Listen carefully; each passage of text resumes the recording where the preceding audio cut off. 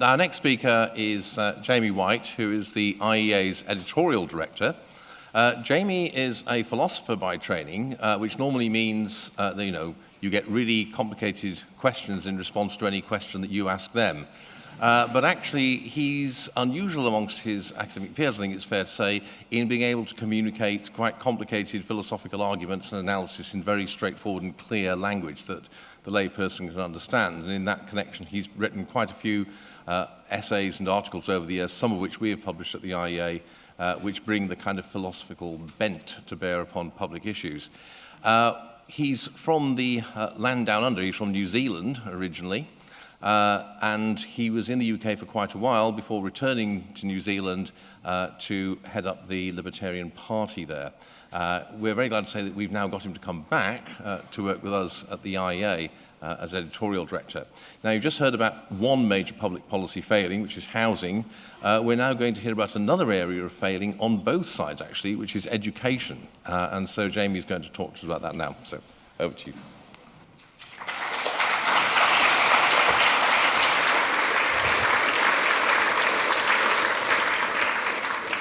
Well, I'm feeling a little shaky today because the Lions just beat the All Blacks, which is a rare event. I'm very troubled. Anyway, that's not what I'm talking about. I'm talking about schools. Now, in Britain, you can attend school for free, provided you go to a state school. One of you might go to a state school. Now, everybody thinks this is a wonderful system that's funded from tax and you don't have to pay for it. In fact, it's a disastrous system. If you want to know why, the best way to think about it is to imagine that the same system were applied to food. Suppose that the government nationalized Tesco and funded it from, you could go to Tesco and get your food for free, and it was funded out of taxation. Well, what would happen? Immediately, the first consequence would be crowding out, as economists call it, of the private sector. Nobody's going to go to a supermarket where they have to pay for food if they can go to one where they get it for free, especially if they've already been taxed to pay for that free food.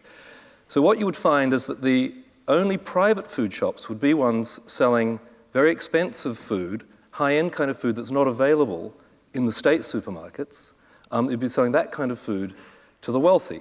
And of course, this is exactly what we see in education. You have a large state sector and then a tiny, tiny private sector that caters just to the wealthy, providing a very expensive product. Now, nobody, not even Jeremy Corbyn, suggests nationalizing supermarkets. I mean, can you imagine what a state supermarket would be like? Can you imagine the quality of service you'd get, what the food would be like? It would be bloody awful. Right? I mean, we have seen places where the state's been heavily involved in food production and distribution, and it's been disastrous. So even Jeremy Corbyn doesn't recommend nationalizing supermarkets. That's one of the things he leaves out. But the problem is that what's wrong with nationalizing supermarkets is precisely what's wrong with any system where the government supplies things funded from tax and you don't have to pay for it. They've all got the same problem, which is that when things are supplied in this way, nobody cares about the consumers. If you are the supplier and you don't get your money from willing customers, why should you care what their preferences are? You get what's known, again, in the economics as supplier capture. The system is run for the benefit of the suppliers, not of the consumers. Or another way of putting this, the flip side of it, is that you get a loss of consumer sovereignty. Now, let's think what happens really in practice. Where does this bite? Well, think about efficiency. Is an organization run in this way likely to be efficient? In the private sector, we've got profits and paying customers. There's a very good reason to find a way of producing any given quality of good as cheaply as possible, and that's that you make more profit. You make more profit, or you can cut your prices you charge customers, and win customers from your competitors who are charging a higher price. There's no such motive in when you don't have paying customers and you can't make a profit. You don't get any innovation either. When you are, again, a profit seeker, you've got a reason to come up with great new ways of doing things, new products, because, again, you think, I'm going to get new customers, people are going to like what I provide more, and I'm going to make more profit. So in the normal private sector businesses, there's a huge amount of experimentation going on all the time. People are always trying to come up with new and better ways of doing things. You'll notice in education that there's not. It's really, really remarkably unimaginative, unexperimental.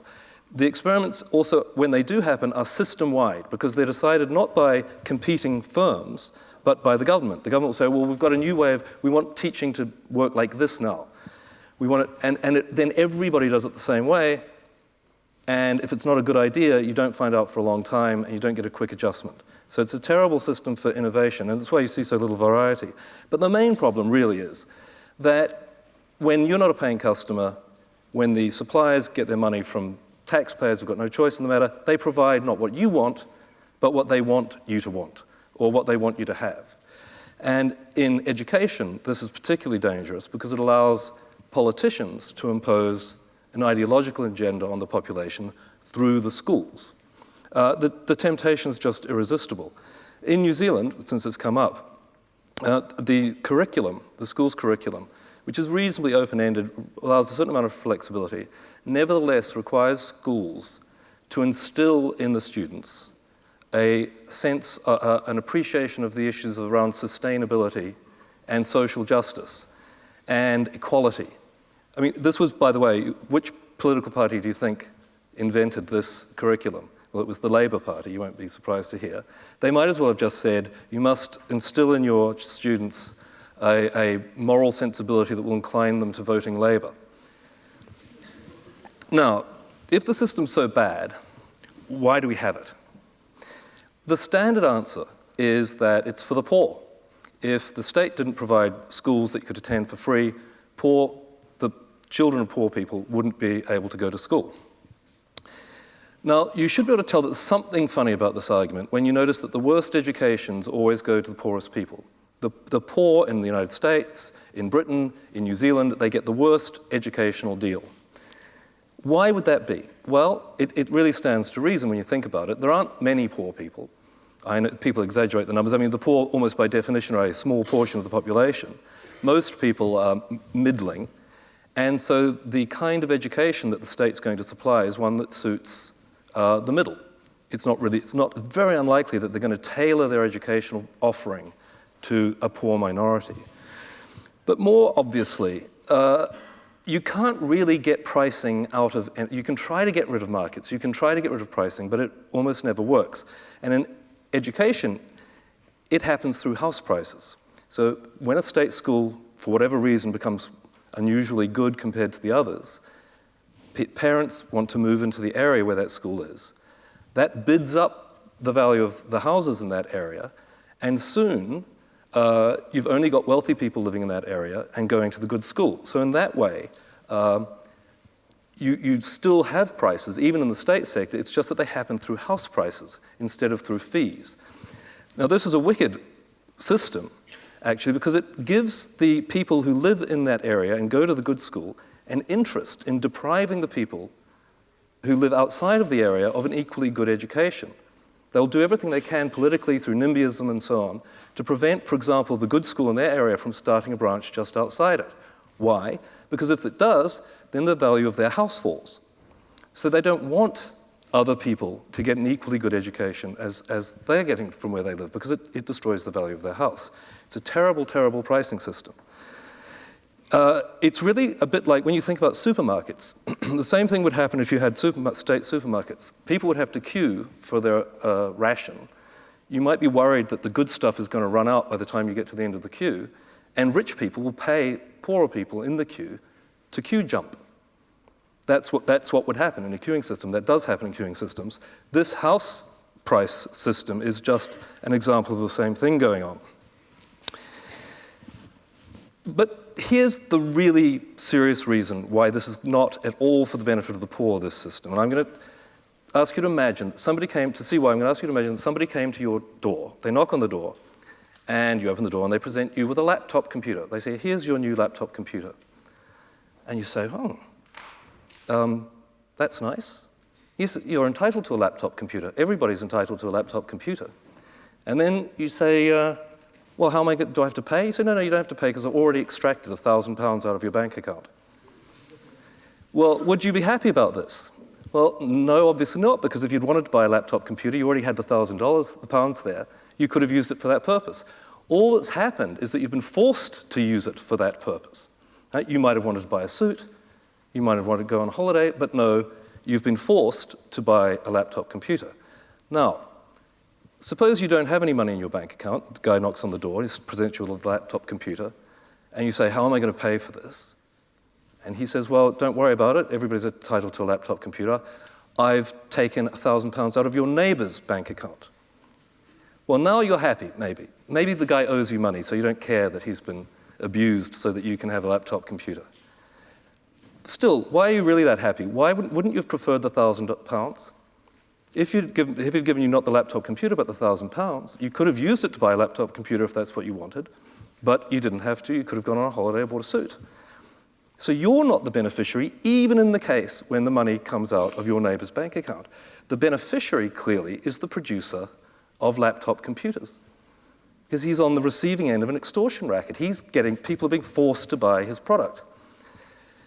In education, it's obvious who the beneficiary is. It's the suppliers of these educations. It's teachers who are getting funding directed towards them from people with no choice in the matter.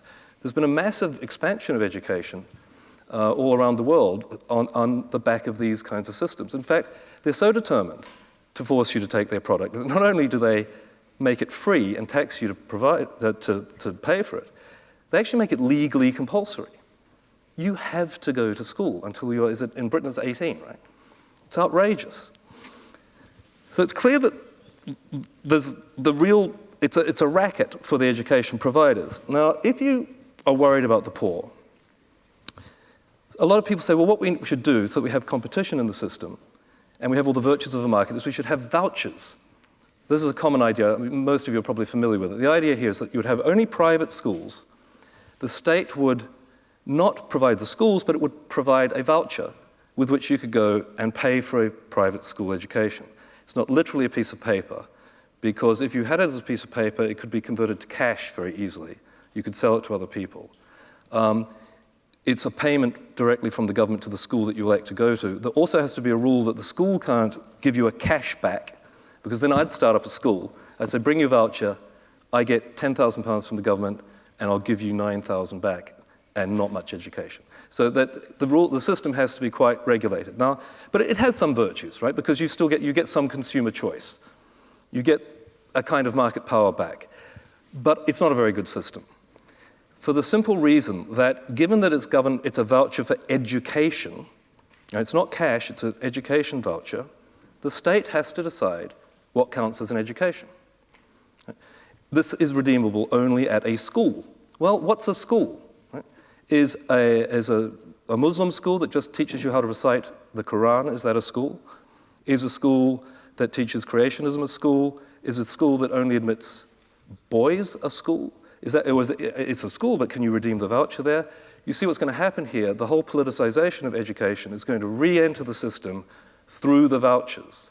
And this has indeed happened in the country with the most advanced voucher system, which is Sweden. These private schools that take vouchers have effectively been absorbed back into the state education system. There's absolutely no need for any of this. There is no need to have an education system. Poor people eat. They go to the supermarket. The supermarket is not state-supplied, it's very lightly regulated. The reason poor people, even unemployed people, can eat is because the government gives them enough cash to be able to eat. If you're worried about the poor being educated, it's a far better solution to just make sure that they have a sufficiently high income through redistribution of cash, but not to provide a state education system. Because then, though you redistribute wealth, you provide them with a very poor education that they're forced to consume. They'd be much, much better off if you just left them alone. Thank you.